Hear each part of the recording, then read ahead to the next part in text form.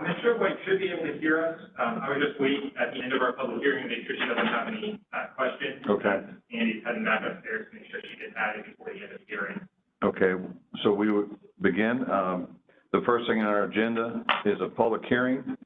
This public hearing held by the Louisville Metro Air Pollution Control Board is called to order and is being held pursuant to KRS Chapter 77 and district regulations. Notice of this hearing has been published pursuant to state law.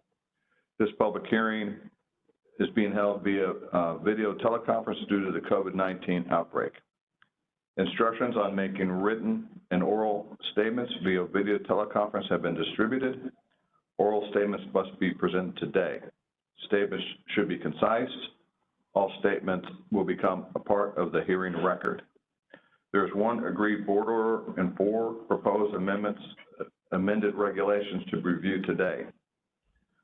Would the staff please present the agreed board order with Industrial Container Services, Kentucky, LLC. Mr. Gavette. Thank you, Mr. Sullivan. The district brings for the board's consideration an agreement with Industrial Container Services, Kentucky, which cleans and refurbishes metal drums on Industry Road just west of the University of Louisville. The plant is subject to a district-issued Title V operating permit and the Strategic Toxic Air Reduction, or STAR program. The company's operating permits limit multiple pollutants, including opacity, particulate matter, hazardous air pollutants, and air toxics, and require monitoring, record keeping, and reporting to demonstrate the equipment is being operated properly. The district alleges that Industrial Container Services failed to apply and obtain permits prior to installation and operation of new equipment. In December of 2020, Industrial Container Services contacted the district to inquire about postponing required stack testing for their drum furnace to allow time for the installation of a new furnace.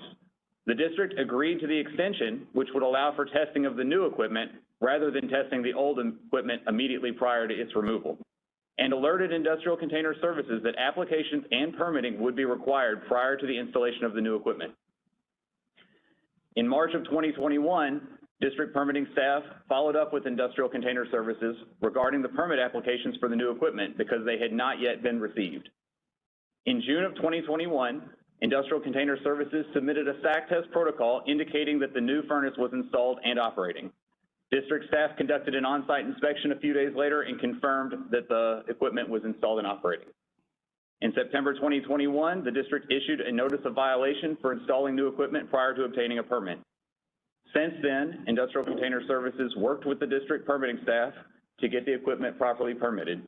The construction permit for the equipment has been drafted and is on a public comment period, which ends March 29th, 2022. The company has agreed to pay a penalty of $31,912 to resolve this notice of violation. The district recommends the board adopt the order as proposed. Thank you. Mr. Gary has a representative of Industrial Container Services registered to make a statement this morning. No, Chairman Elton. Mr. Gary, is any member of the public registered to make an oral statement? No, Chairman Elton. Mr. Gary, is any member of the public submitted a written statement? No, Chairman Elton. Are there any members of the public in the Edison room that wish to make a comment? If so, please raise your hand.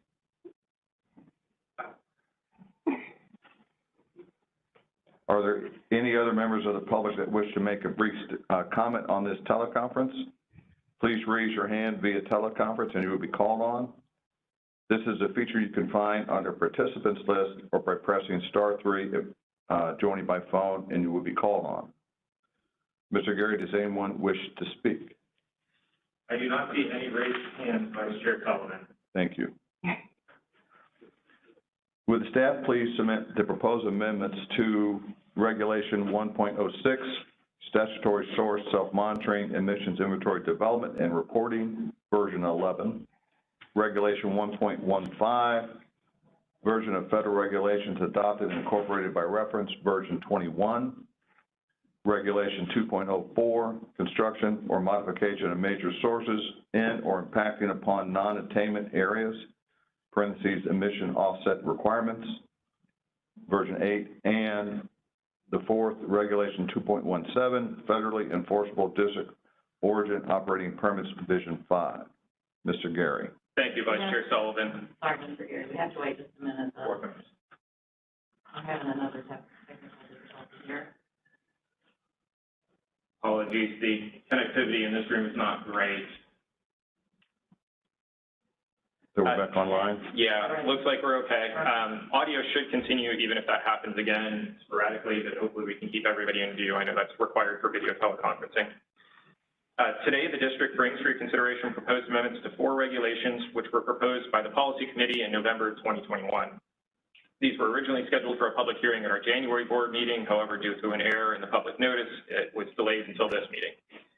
Regulation 1.06, version 11, stationary source self-monitoring, emissions inventory development, and reporting draft 2 changes the threshold for reporting of ozone precursors from 25 tons per year of actual emissions of oxides of nitrogen or volatile organic compounds to 25 tons per year of potential emissions.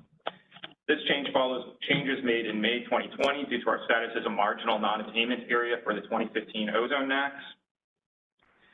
It's because we discovered in implementing those changes that in order for companies to demonstrate that they only had 25 tons per year of actual emissions in a given year, they were essentially required to submit a full emission statement anyway. There is one minor change recommended to the original draft noted in the errata document distributed prior to this meeting to all board members and posted to the web.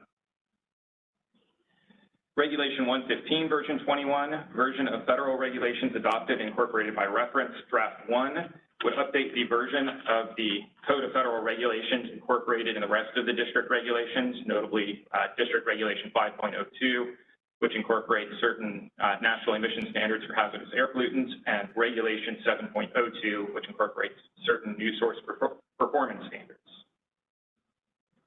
Regulation 2.04, version 8, construction or modification of major sources in or impacting upon non-attainment areas, parentheses, emission offset requirements, draft 3, makes numerous changes to the district's non-attainment new source review program, also known as NNSR, bringing it in line with the current federal version of the NNSR program, as found at 40 CFR 51-165 in Appendix S. The most significant of these changes made since the last amendment to Regulation 2.04 in 1993 include changes to how baseline emissions are calculated by allowing use of any consecutive 24-month period in the past 10 years to determine baseline actual emissions, the employment of the new actual to projected actual applicability test in place of the actual to potential test, new plant-wide applicability limits, and optional source-wide cap on emissions that allow modifications, even those that cause increases in emissions without triggering NSR, so long as the source-wide cap is not exceeded.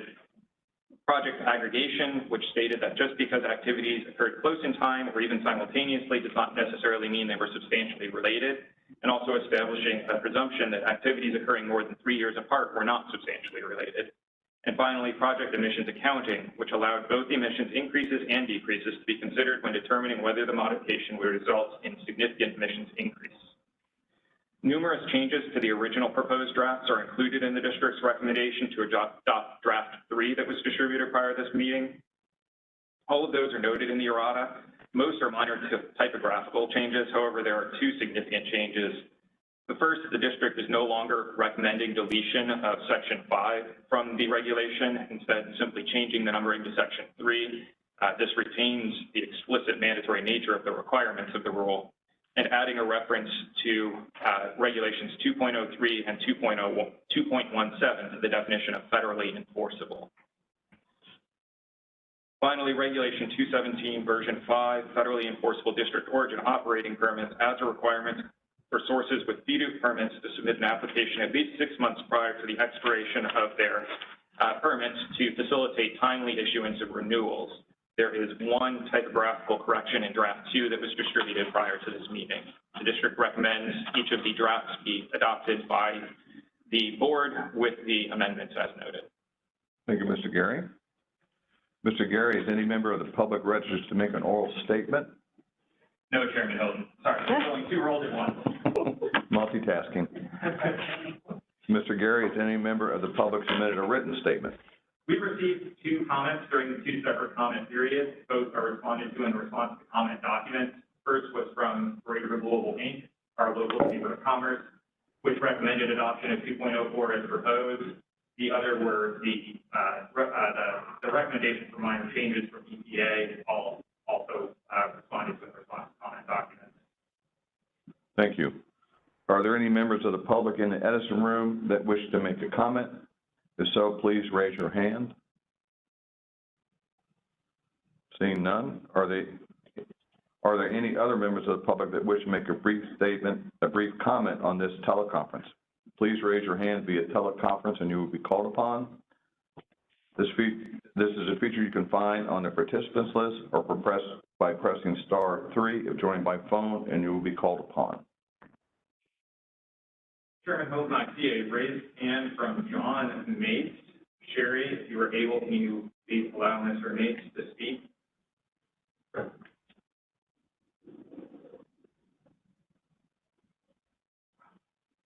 One moment. While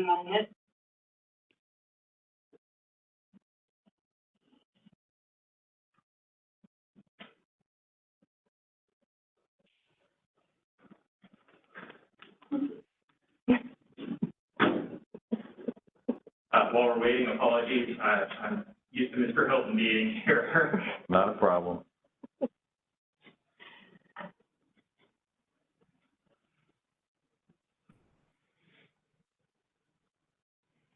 Well, there we go. I think he should be able to speak now. Can you speak, Mr. Mates?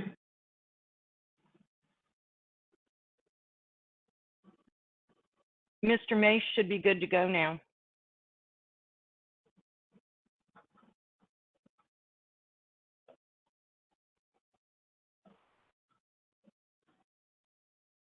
Able to go now? Yes. Yes, we can hear you now. Okay. I was just wondering if there was a way to look up the environmental impact of companies that are in the rubber district, as well as the environmental impact of UPS at the air hub. Mr. Mace, this is Rachel Hamilton, and I'm the director of the district. That question is a great question, and if you would please reach out to me after the meeting. My number is 502-574-5218. We'll be able to help you find more information out about your question. Do you have a comment on the regulatory package currently proposed? Oh no, that was it. I just wasn't sure where to start to get that information. Great. I'll look forward to hearing from you. Perhaps you could give me a call this morning around 11:30, sometime afternoon. All right, no problem. Thank you. Thank you for your comment, Mr. Mace. Mr. Gurry, does anyone else wish to speak? I do not see any other raised hands. Are there any questions by board members? Thank you. I will now call the regular meeting of the Louisville Metro Air Pollution Control Board to order. Due to COVID-19 outbreak, we are conducting the monthly board meeting today via video teleconference. We will now take a roll call of board members that are present on this teleconference. When I call your name, please stay here. Dr. Jeffrey Coburn.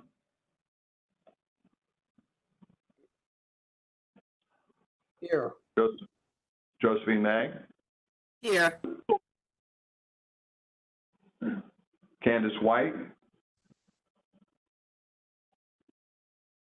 Could I mention, I think she's having some technical difficulties and sometimes her video is not showing, but we do have a quorum without her, so Okay. we will proceed, and she is able to participate. Okay, thank you.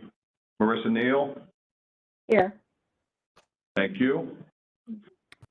Ms. Hamilton, are there any introductions today? Thank you, Mr. Sullivan. Yes. I know that most everybody knows Andy Purdon, our info systems analyst, from his excellent service to the board and to APCD during this meeting. But this morning, I'd like to introduce the board to Hunter. Andy, if you'll bring Hunter up. Andy is training Hunter to be a service dog for a veteran. She's learning to behave in an office environment and will be coming into the office when Andy is here on his scheduled office days. Per Andy, Hunter's main job when she's in the office is to learn to be as invisible as possible. She remains quietly under his desk when he's seated there and accompanies him when he goes to work on other things, including this morning's board meeting. Under Kentucky law, individuals who are training a service animal are treated the same as an individual requiring the use of a service animal. For that reason, Andy has asked that we only interact with Hunter when we're invited to do so, and we keep our contact brief. I can assure you that training us is probably more difficult than training Hunter, but this will help Hunter develop good skills when meeting someone and go a long way in teaching her self-control. Andy, is there anything you'd like to share? No, other than she's doing exceptionally well, and she's getting better at her meetings, so that's better. She's starting to sit for folks when she meets them now. So without her coming into the office, I don't think that would have been possible. She gets to meet so many people each day now. So she's starting to learn, if I sit first, then I'll go ahead and get some interaction. So I just wanted to thank everybody for allowing me to do this. Thank you, Andy. On behalf of the board, thanks for your service and dedication to quite a noble endeavor. Thank you. Thank you. You ready, Hunter? Let's go. Thank you, Mr. Sullivan. Ms. Hamilton, any public recognitions this morning? Not today, sir. We'll move to the approval of minutes. The public hearing held on February 16, 2022. The minutes of the public hearing meeting held on February 16, 2022 were distributed electronically for review. Are there any changes to the minutes by board members? Hearing none, those will stand approved. The regular meeting held on February 16th, the minutes of the regular meeting on February 16, 2022 were distributed electronically for review. Are there any changes to the minutes by board members? Hearing none, those are adopted as well. We'll move to public comment. Mr. Gary, is anyone registered to make a comment this morning? No, Mr. Sullivan. Mr. Gary, has anyone provided written comments? No, Mr. Sullivan. Are there any members of the public in the Edison room that wish to make a comment? If so, please raise your hand. Are there any members of the public that wish to make a brief comment on this teleconference?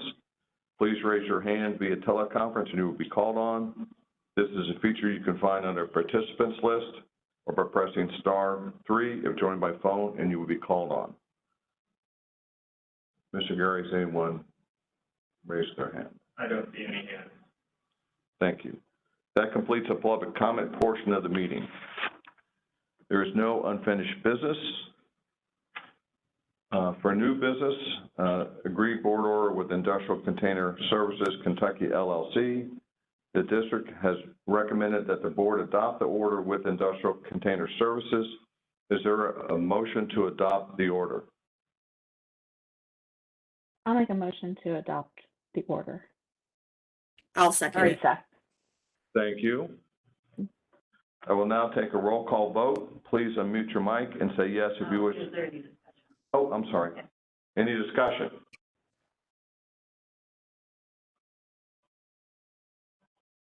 Hearing none, we will move to a vote. Please unmute your mic and say yes if you wish to adopt the proposed amendments to the regulations, and no if you do not. Dr. Jeffrey Coburn? Yes. Dr. Josephine May? Yes. Candace White? Yes. Marissa Neal? Yes. And I will vote yes. The agreed board order with Industrial Container Services is adopted. Proposed amended regulation. The district has recommended that the board adopt Regulation 1.06, Statutory Source Self-Monitoring, Emissions Inventory Development and Reporting, version 11. Regulation 1.15, version of federal regulations adopted and incorporated by reference, version 21. Regulation 2.04, construction or modification of major sources in or impacting upon non-attainment areas, in parentheses, emission offset requirements, version 8. And lastly, regulation 2.17, federally enforceable district origin operating permits. Is there a motion to adopt the regulations? Moved. Thank you. Is there a second? I'll second it. Thank you. Any discussion? Hearing now, none, I will take the a roll call vote. Please unmute your mic and say yes if you wish to adopt the proposed amendments to the regulations, and no if you do not. Jeffrey Coburn. Yes. Josephine May. Yes. Candace White. Yes. Marissa Neal. Yes.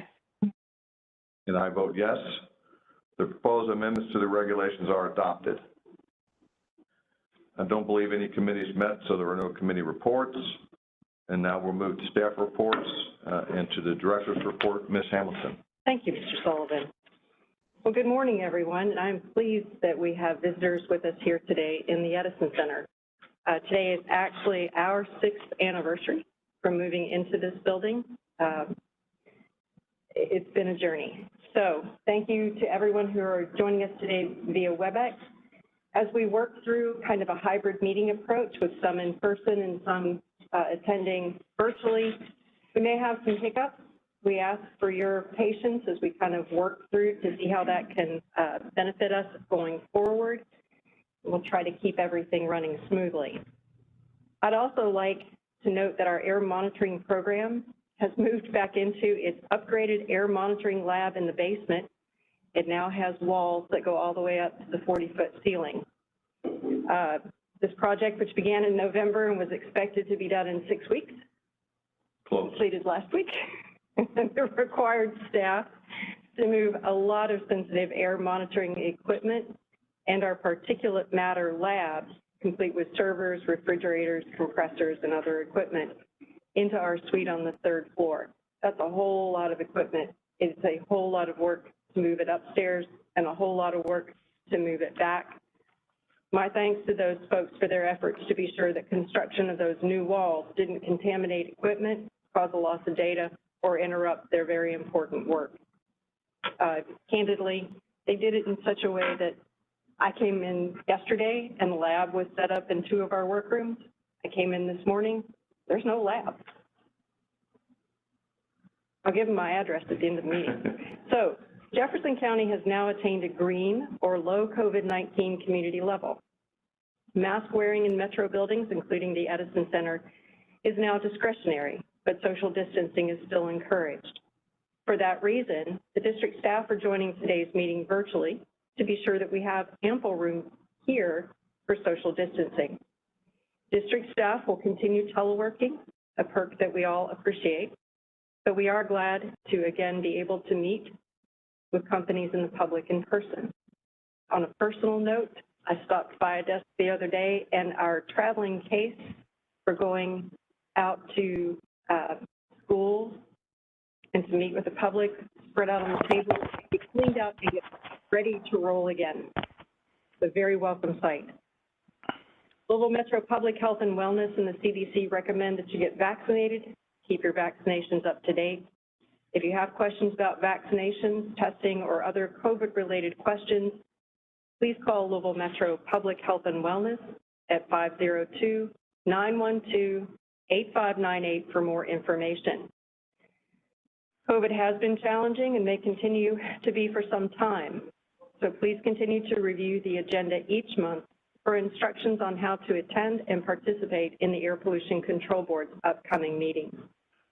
I want to thank our Jefferson County Attorney, Stacy Dott, for her help in being sure that we meet the Attorney General requirements for holding a public meeting. That's been a challenge. And again, we may see some additional guidance coming down soon. We appreciate that. So, Keith Talley will become the Executive Director of L-Home Louisville's homegrown community development financial institution working to lift up marginalized communities later this year.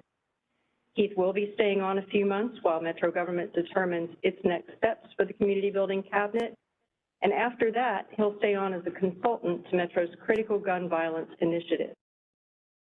Metro government has not yet announced a new chief of community building. That's where Apcd is currently housed, but I'll let you know more as I learn more.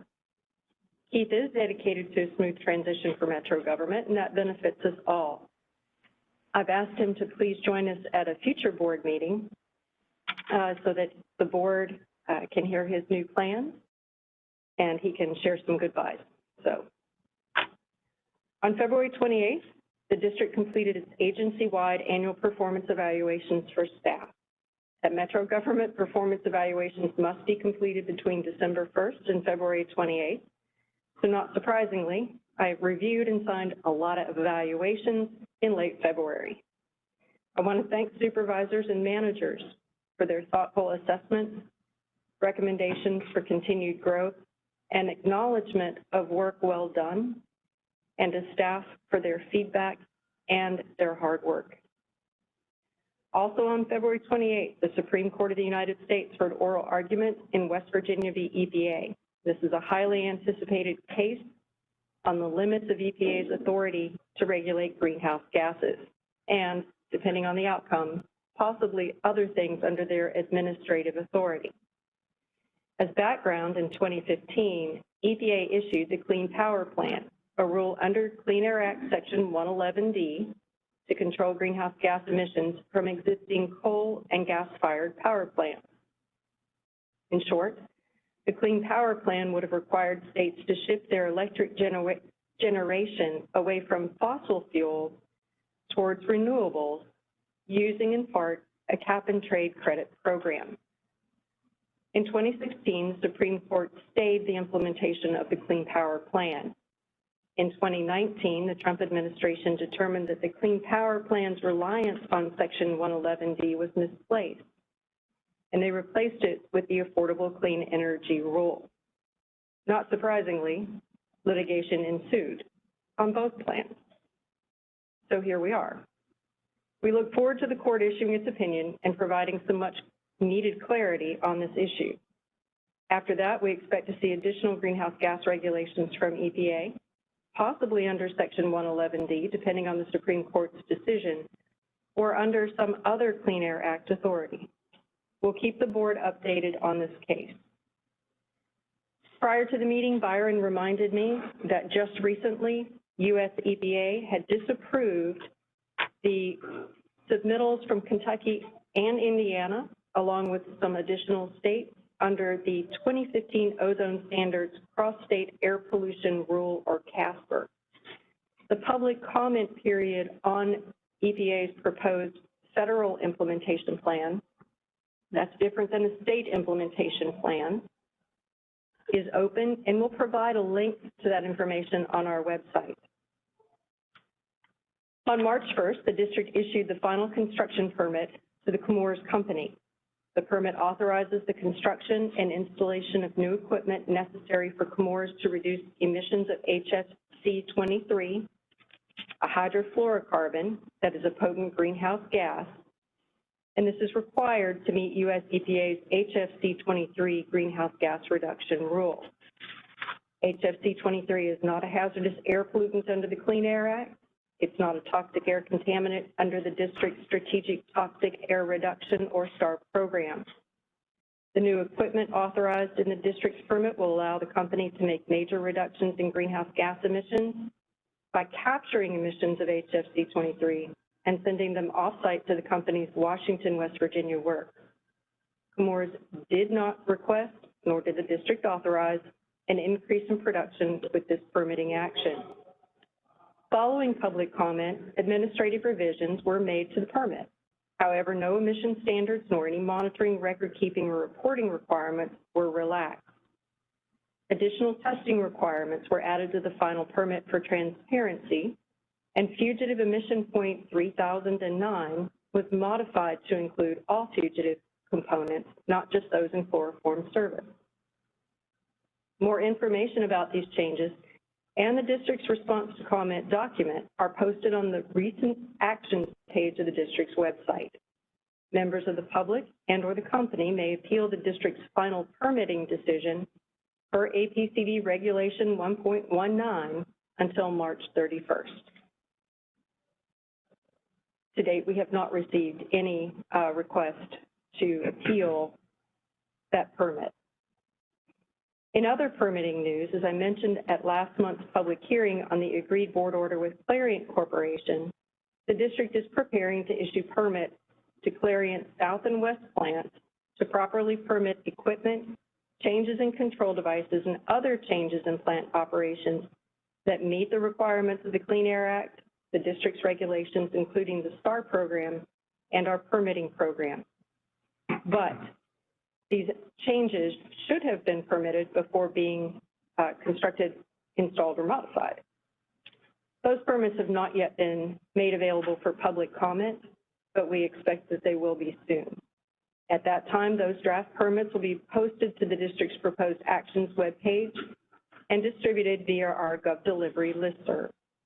In the meantime, we have issued a draft permit to Clariant to install 2 feed hoppers with filter socks and 1 conveyor. This equipment, which has the potential to emit particulate matter, is planned to replace existing equipment. The public comment on this permit ends on April 7th, 2022. On March 3rd, the district awarded the inaugural Lawn Care for Cleaner Air Community Equipment Grant to Waterfront Botanical Gardens. Waterfront Botanical Gardens is the first recipient of this grant, which awards professional-powered electric lawn equipment to nonprofits. In the package, the organization receives an electric mower, trimmer, blower, and extra rechargeable battery that powers all 3 tools. The grant supports local nonprofits in their sustainability goals while expanding and encouraging the use of clean electric-powered lawn equipment.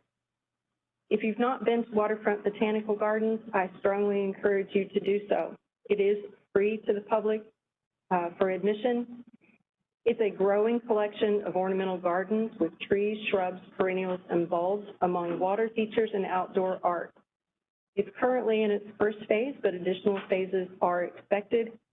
And all I can say at this point is we saw it and it's still tucked in for winter stage, but my expectation is in the next few weeks it will be absolutely stunning. There are over 71,000 mowable acres of land in Louisville.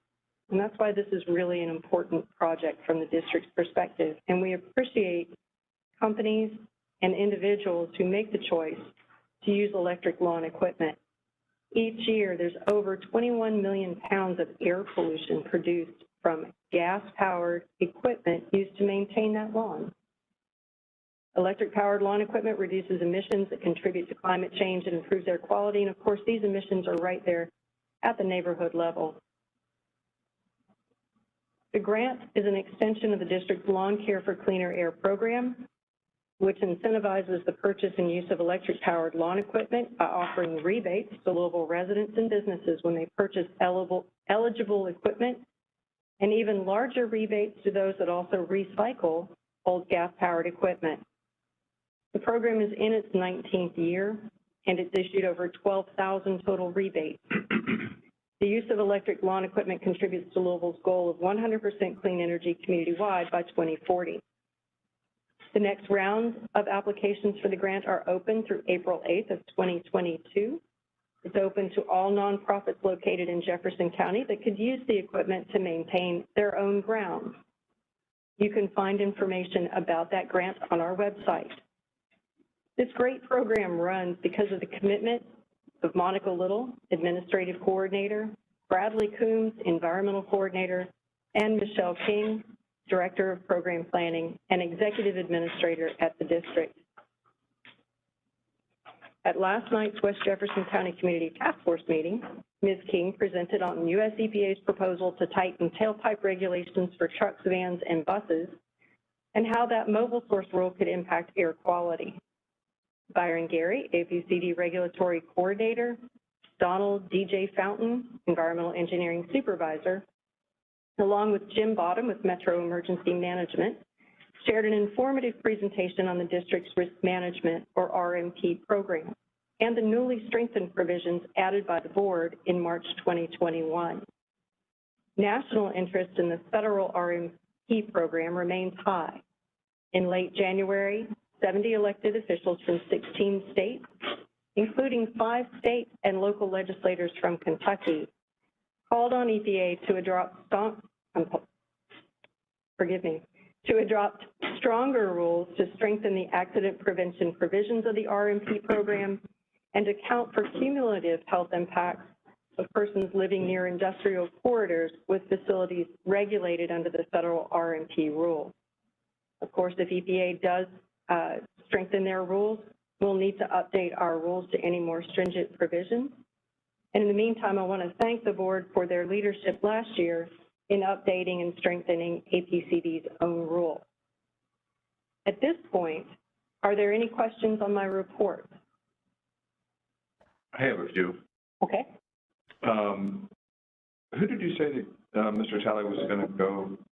He is homegrown? L-Home. L-Home. L-H-O-M-E. Okay. And I want to just clarify, the EPA did approve the submissions by Indiana and They disapproved. they disapproved. Yes, they disapproved. Can you elaborate on that? Yeah, so under the 2015 ozone standard, there's provision that requires some good neighbor state implementation plans to manage downwind impacts for ozone. Each state is required to prepare a state implementation plan. In this case, the Kentucky Division for Air Quality did that for Kentucky as a whole state, and Indiana did it for Indiana Department of Environmental Management prepared a similar submittal for Indiana. Those were rejected. And when a state implementation plan is rejected, a federal implementation plan where the federal government, where EPA develops a plan and says, instead of doing what you all suggested, we're going to do this. Their plan, that federal implementation plan, is currently out for public comment. We'll provide a link to that on our website. So impacts of that to be determined? Yes. And federal implementation plans may be replaced going forward with a satisfactory state implementation plan. So it's a work in progress. Okay. On the lawn care for initiative, is there, because it's spring and people are starting to mow the grass and blah, blah, blah, is there a rollout that happens or more advertising that occurs at this time of year? Yeah, we typically will use our networks to advertise that it's available. Our hope this year is that the press release that was sent out announcing the equipment grant award and the kickoff of that new season, that timing will also add a little bit more awareness of the fact that the rebate program is there. It does operate all year round, but we definitely want to try to raise awareness of it this year. So we'll be using all of our electronic media, social media networks, and hopefully calling on partners to help us spread the word around about that. Thank you. One last question. Is there an anticipated date for the Supreme Court ruling? Is it the fall? We'll hope. Okay. That's it for me. Okay. Any other questions? Yes, I have a general question. We had made a comment about like when companies have to replace their existing equipment, that there's no change in their output and such. But what I was wondering is, do we learn why they replaced their equipment? You know, so was that presumably due to aging, but was it less effective? You know, was it malfunctioning? You know, is the new equipment more efficient? Is there is it because of updated software? You know, do we inquire about that at all to determine, what the reason is and what moving forward, getting new equipment would achieve? Generally, we don't inquire. What we're looking for is to understand the impact of that equipment on air pollution.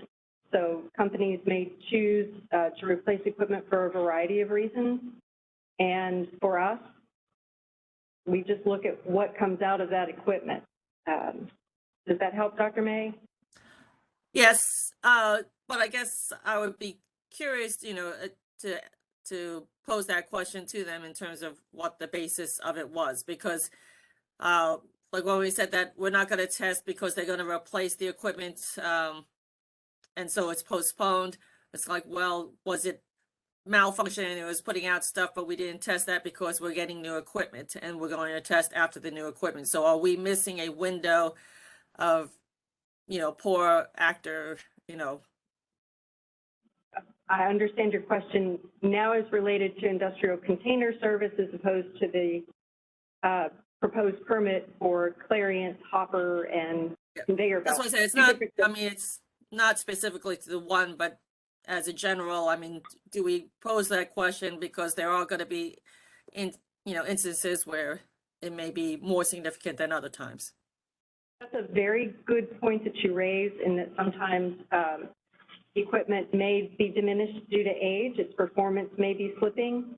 If it's for something like a conveyor or a hopper, that just may slow their production down, or it may cause them to be less efficient with their operations.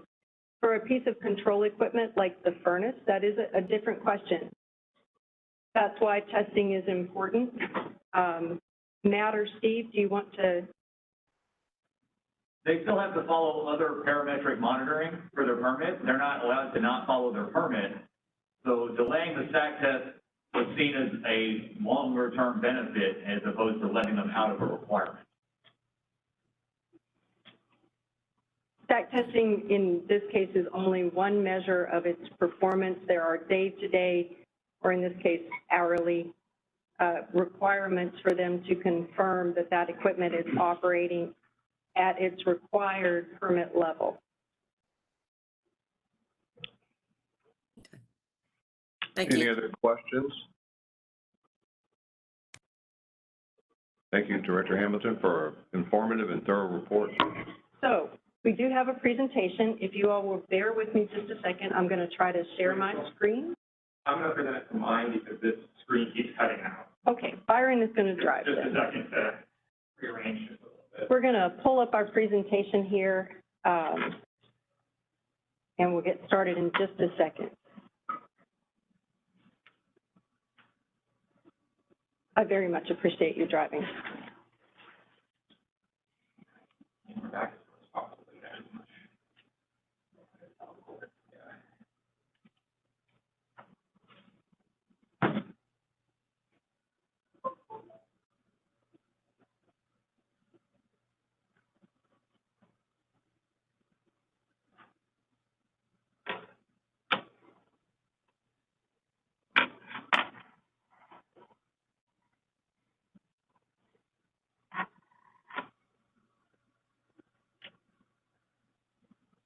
Ready? All right, so in another sure sign that things are returning to a little bit more normal operation, I'm very pleased this morning to bring the 2020-2021 report to the board. We've always tried to do this on an annual basis, and candidly, 2020 was just a blur.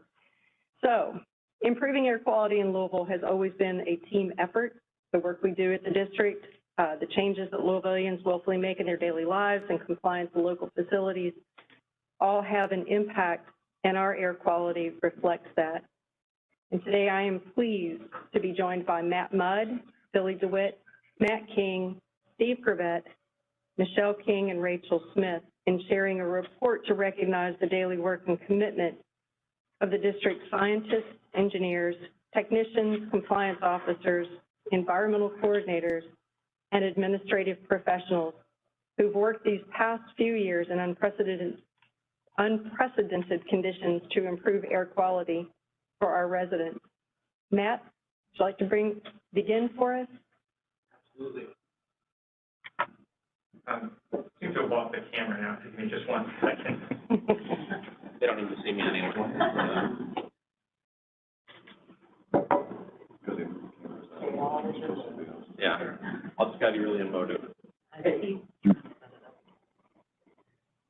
camera just disconnected when I moved it. That's an understatement. It's not polished right now.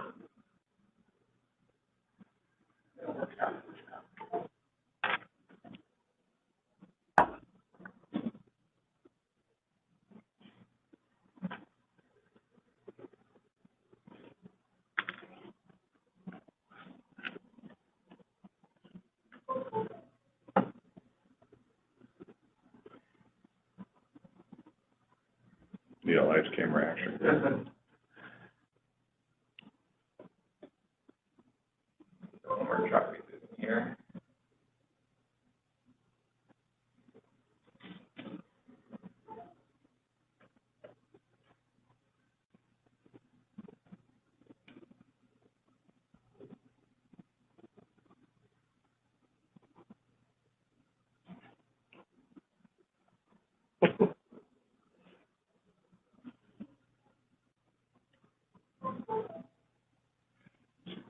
Should know better. Let's try and change things up.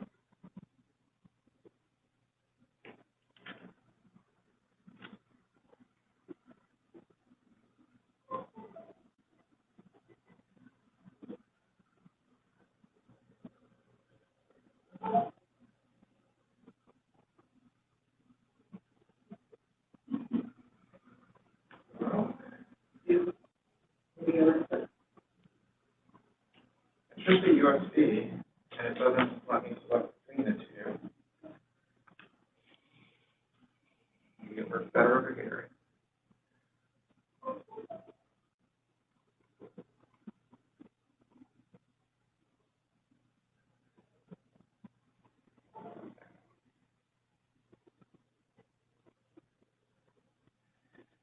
Other option.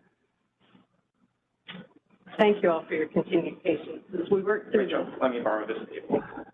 Sure. I'm gonna grab the mic. It'll work. Okay. I'm not moving it far. You're just going to be on my webcam. It'll work. And Rachel, I will let you present after all. Oh.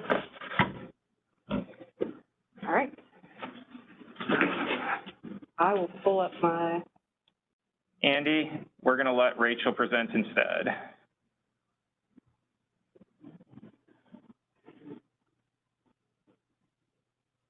oh, All right.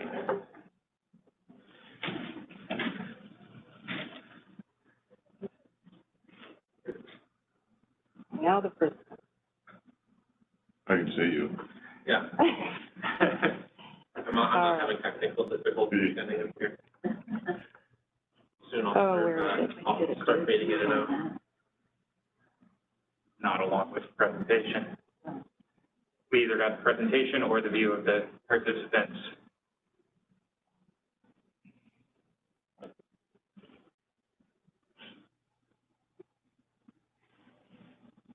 All right. Wonderful. I need to.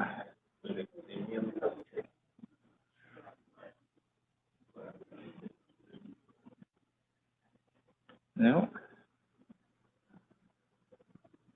All right, now we're caught up. Okay, wonderful. So a quick overview of the report.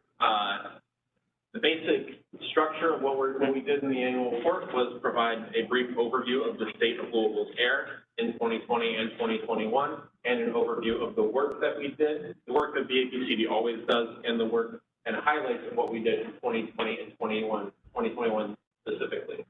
We did that both at a high level at the beginning of the report, as you can see in the introduction, and we did that with a section-by-section overview in more detail later on in the report, thanks to all the wonderful information that was provided to us by all of our section heads. It was a big old team effort getting this finished up, and we're really appreciative. So I'll take it lead on the state of our air. So next slide. Basically, we went over a couple of different categories of ways you can tell the air quality in Louisville the last 2 years. First look is our National Ambient Air Quality Standard status. As you can see, we are in attainment for the requirements for 5 of the 6 pollutants of the National Ambient Air Quality Standards. Ozone at the bottom, there's a little note there. Our monitoring data from 2019 to 2021 shows that we are in attainment, and Louisville is currently in the process of applying for redesignation. So all good news there. Next slide, please. We have basic looks at the daily air quality index in 2020 and 2021. If you go on to the next slide, after taking a brief look at this one, you can see the basic trends. We still have a little bit of generally ozone issues during the summer, some exceedance days there. But as you can see, if we had a map up here compared to, 10 years ago, 20 years ago, you can see things have been improving, but there is still work to be done, especially during the summer for the ozone numbers. On to the next slide. We took a brief look at air toxics, which, as many people here know, is regulated by the STAR program here in Louisville. You can see that, especially around the time when STAR was passed, levels of specifically Category 1 toxic air contaminants went down, which is wonderful news. There's still work to be done, but we know progress continues to be made here. So after that basic look at the state of our air, I'm going to invite Billy on up to do the start the section by section overview with air monitoring.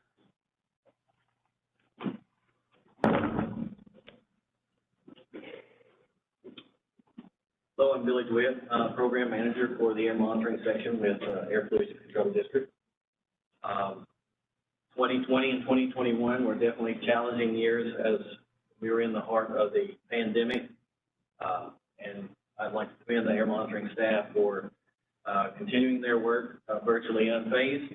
Early on, the EPA noted that ambient air monitoring was a critical mission and needed to continue throughout. And we've done so with incredible data completion. And so I really commend the staff on their organization and communication and performing their work really tirelessly. In the midst of the pandemic, we did have a technical systems audit from the EPA, and that's a required audit federally in federal regulation that is a thorough audit of our data and procedures. And so that was performed in the spring of 2021, and a few takeaways from that very intensive audit. The EPA stated that it's very clear that we've invested significant resources to improve the air monitoring program. No findings were identified in this technical systems audit, which attests to the significant improvements made by the section and the district. And all of the air monitoring staff were commended for their diligence and commitment to ensuring the continuity of our operations during the pandemic. So that audit was just an encapsulation of great work that the team has done. And I would say the highlight is the entirety of the 2 years and the data produced by the team. Thank you.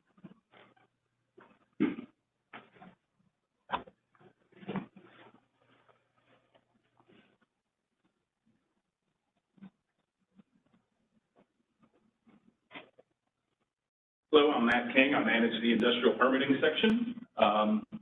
Although it was a little easier for us to handle the telework and pandemic issues, the team really did do a great job of continuing our permit work. We issued roughly 40 construction permits in this 2-year window, about 10 Title V permits, and about 50 FEDU permits.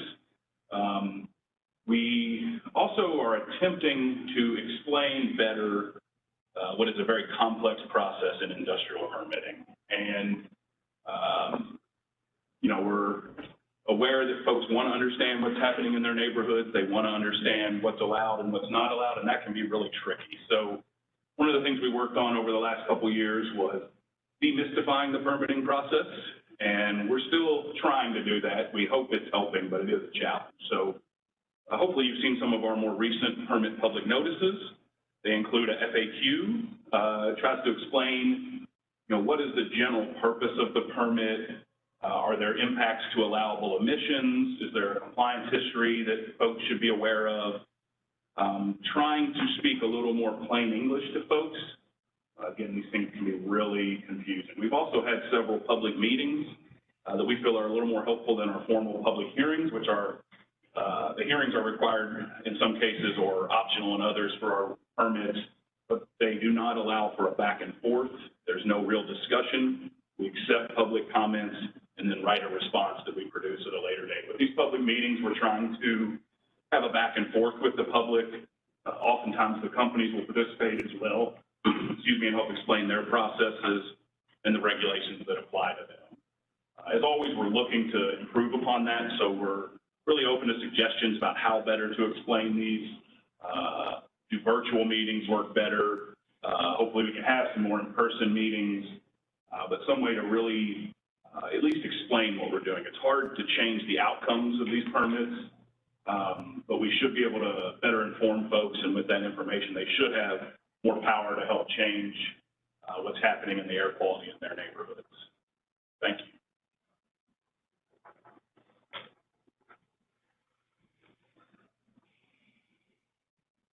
Hello, I'm Steve Gravett, Compliance and Enforcement Manager. For our industrial compliance section, we do a lot of on-site and in-person compliance evaluations, asbestos gas station, and industrial source inspection. So the big push for us this year with our last 2 years has been to adapt to the pandemic and appropriately use PPE and communicate effectively with the company. And we've been really proud that we've been able to offer uninterrupted services and still meet our EPA requirements and offer small business compliance assistance the entire time without any interruption. The community compliance section also has a lot of face-to-face efforts. They respond to the complaints the community makes on odor, open burn, and dust. In an attempt to reduce face-to-face contact, we started relying on door hangers more frequently, and it's really enabled us to communicate more effectively with the public rather than just standing there waiting for somebody to answer the door or making multiple trips to follow up. In our enforcement section, limited face-to-face interaction, but it has created a new dynamic meeting with companies virtually and not being able to have face-to-face meetings on site or in our offices to discuss returning to compliance and settlement agreements. So again, uninterrupted service and adapting to things as they happen. The big highlight for this section, though, was transparency. We have put the last 5 years or so of our enforcement actions, NOVs, and settlement agreements online, so anybody can hop on our website and see them. Thank you. Hello, I'm Michelle King. I'm Executive Administrator and Director of Program Planning here at the district. The program planning team, which is an obligatory selfie in the slide, we're a true collaborative of environmental professionals, and as you'll see from the variety of highlights that we included in the 2020-2021 report, each of our team members has a unique function. Together, we are responsible for a wide range of programs at the district. Over the past 2 years, the team has grown as we combined our team's previous policy and program development functions that are focused on community engagement opportunities with the agency's largest and longest standing outreach and education program, CARE, as well as the district's public information function. We've also added a completely new position focused on the analysis and visualization of data to help us and our community find Apcd's work more transparent and accessible. Combined, the team has shared their various expertise and found ways to support each other's efforts as we seek to further Apcd's mission and our community's interest in improving air quality. Notably, that's included finding new ways to reach our audiences through the limited events offered through the pandemic, from pivoting to online workshops and public meetings starting in 2020, to a focus on improving our digital outreach tools, like our websites and our social media platforms.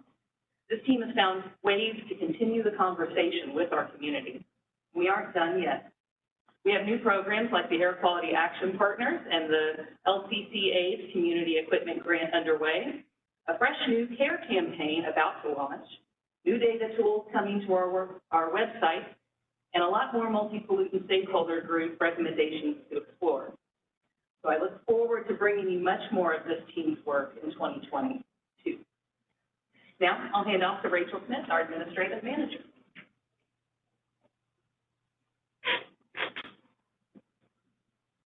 Thank you, Michelle.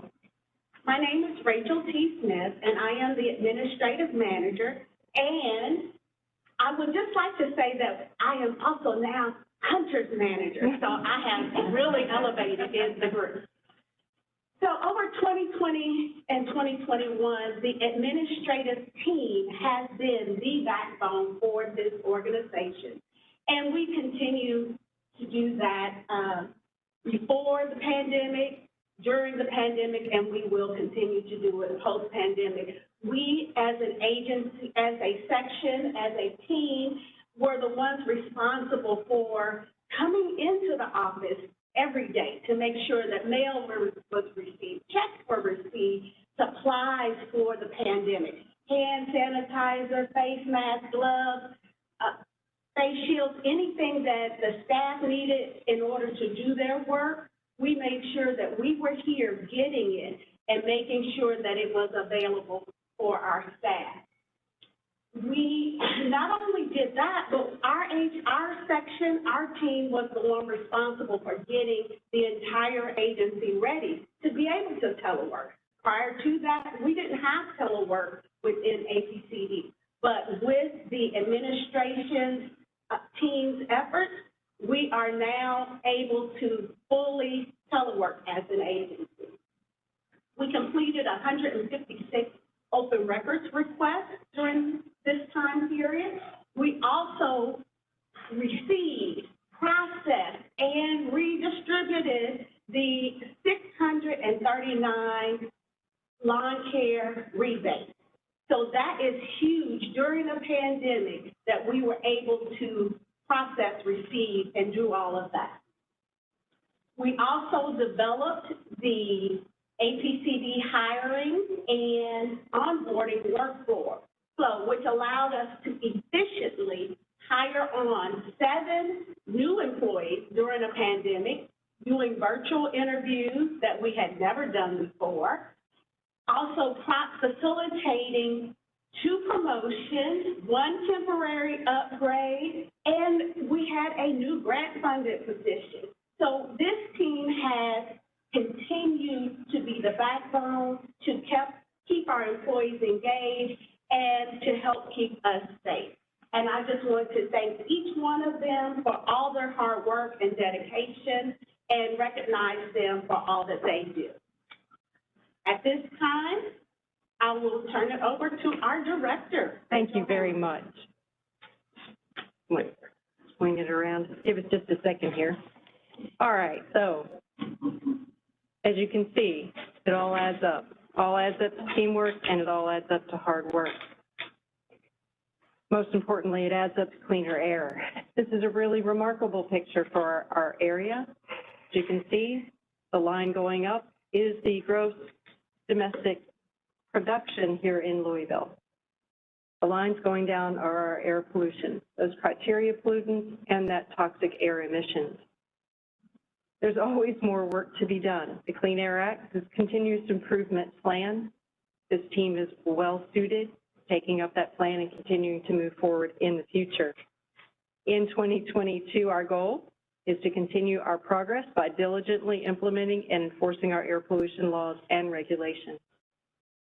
And with that, thank you very much to the management team. Thank you to APCD staff. And are there any questions?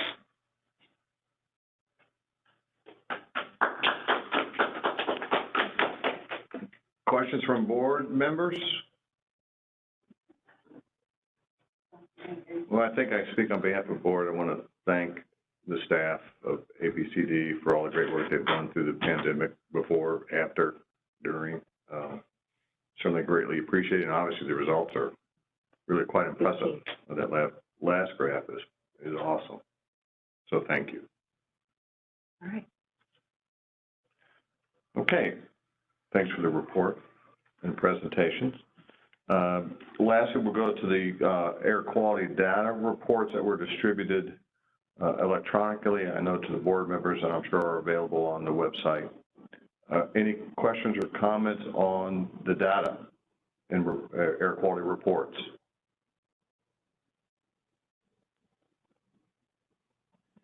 Okay.